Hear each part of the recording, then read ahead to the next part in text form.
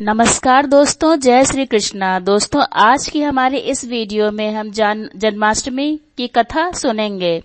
द्वापर युग में भाद्रपद कृष्ण अष्टमी तिथि की आधी रात को मथुरा के कारागार में वासुदेव की पत्नी देवकी के गर्भ में भगवान श्री कृष्ण ने जन्म लिया था। श्री कृष्ण ने बुधवार को रोहिणी नक्षत्र में जन्म लिया था। अष्टमी तिथि को रात्रि काल अवतार लेने का प्रमुख कारण उनका चंद्रवंशी होना बताया जाता है। श्री कृष्ण चंद्रवंशी चंद्रदेव उनके पूर्वज और बुद्ध चंद्रमा के पुत्र हैं।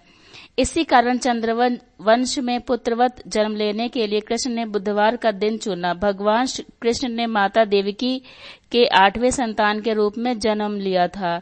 कृष्ण जी का जन्म मथुरा में मामा कंस के कारागार में हुआ था। माता देवकी राजा कंस की बहन थी, इसलिए भाद्रपद कृष्ण अष्टमी तिथि को भगवान श्री कृष्ण का जन्मोत्सव मनाया जाता है। सत्ता का लालची था कंस। कंस को सत्ता का लालच था। उसने अपने पिता राजा अग्रसेन की राजगद्दी छीनकर उन्हें जेल में बंद कर दिया था और स्वयं को मथुरा का राजा घोषित कर दिया था। राजा कंस अपनी बहन देवकी से बहुत प्रेम करता था। उन्होंने अपनी बहन का विवाह वासुदेव से कराया था, लेकिन जब वह देवकी को विदा कर रहा था तभी एक आकाशवाणी हुई थी कि देवकी का 8वां पुत्र कंस की मौत का कारण बनेगा। यह सुनकर कंस डर गया। उसने तुरंत अपनी बहन और उनके पति वासुदेव को जेल में बंद कर दिया। उनके आसपास सैनिकों की कड़ी पहरेदारी लगा दी। कंस अपनी मौत के डर से देवकी और वासुदेव की 7 संतानों को मार चुका था।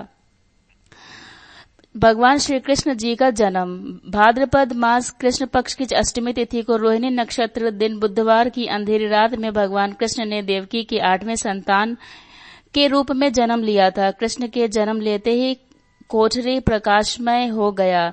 तब तक आकाशवाणी हुई कि विष्णु जी ने कृष्ण जी के अवतार में देवकी के कोख में जन्म लिया है। उन्हें गोकुल में बाबा नंद के पास छोड़ आए और उनके घर एक कन्या जन्मी है। उसे मथुरा लाकर कंस को सौंप दे। भगवान विष्णु के आदेश से वासुदेव की भगवान श्री कृष्ण को सूप में अपने सिर पर रखकर नंद जी के घर की ओर चल दिए। भगवान विष्णु की माया से सभी पहरेदार सो गए। कारागार के दरवाजे खुल गए। कान्हा चले गोकुल धाम। आकाशवाणी सुनते ही वासुदेव के हाथों की हथकड़ी खुल गई। वासुदेव जी ने सूप में बाल गोपाल को रखकर सिर पर रख लिया और गोकुल की ओर चल पड़े। वासुदेव भगवान कृष्ण को लेकर नंद जी के यहाँ सकुशल पहुंच गए और वहां से उनकी नवजात कन्या को लेकर वापस आ गए।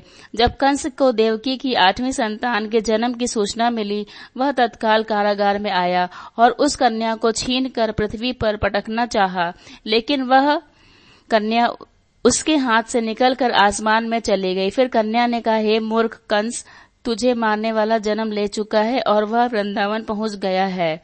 वह कन्या कोई और नहीं, स्वयं योग माया थी। श्री कृष्ण ने राजा अग्रसेन को फिर सौंप दी मथुरा की राजगद्दी। बाबा नंद और उनकी पत्नी मां यशोदा ने श्री कृष्ण जी का पालन पोषण किया। राजा कंस ने श्री कृष्ण का पता लगाकर उन्हें मारने की खूब कोशिश की, लेकिन कंस की सारी कोशिशों विफल हुई और कृष्ण जी को कोई मार नहीं सका। अंत में श्री कृष्ण ने कंस का वध किया। राजा अग्रसेन को फिर मथुरा की राजगद्दी सौंप दी। इस तरह से जन्माष्टमी व्रत कथा पूरी हुई। तो दोस्तों, कैसी लगी आपको यह कथा? कमेंट सेक्शन में जरूर बताइएगा और हरे कृष्णा ना लिखिएगा। धन्यवाद।